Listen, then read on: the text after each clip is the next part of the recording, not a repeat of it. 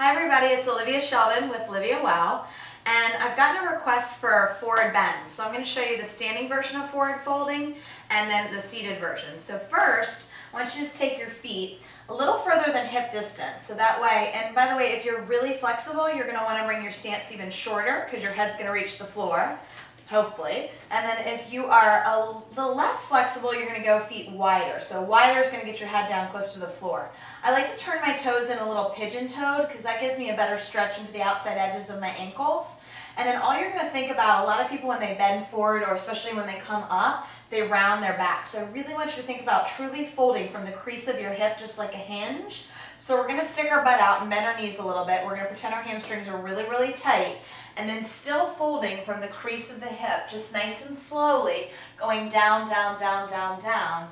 And then just reaching. And if you can't reach the floor, then you just grab onto a block, or you can put like a book down or something.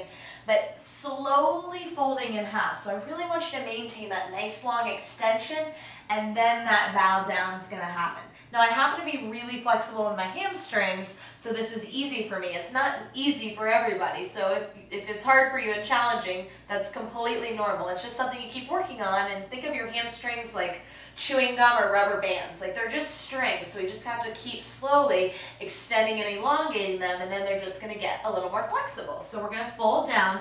We're going to let our neck just hang out and relax. Let your head drop down. Lots of things you can do here with your hands. You can walk your hands through the middle. Still think about kind of hiking your hips up and shifting your weight into your toes. So you've got the weight shifted forward, right? And then we're hiking the hips and then letting our neck completely relax. So visualize that body folding completely in half.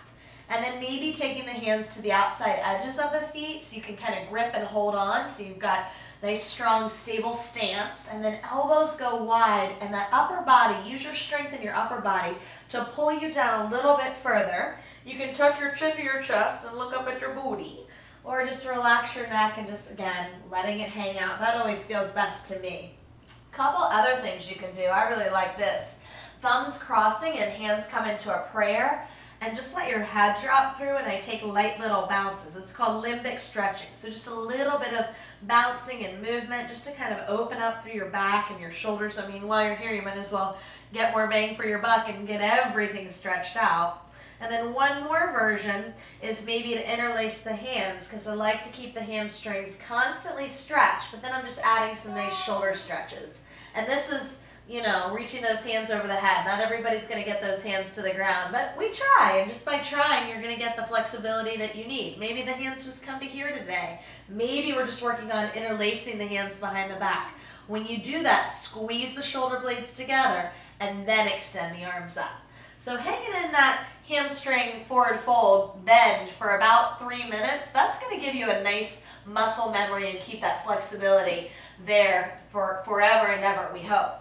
So we're going to come back to center, and just the same way we come down, we're going to come back up. So I like to hold on to those hips, maybe bend the knees a little, extend the spine almost like an upward facing dog when you come all the way up.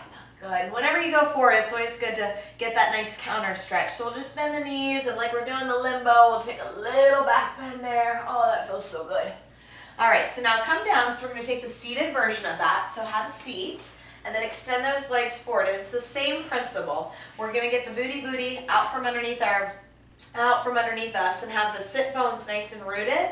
Think about folding again from the crease of the hip. So it's always that hip hinge. We're going to extend that chest, so kind of like you're peeking over a cliff. Extend, extend, and then just paw your hands forward and maybe take it down a little bit further and a little bit further.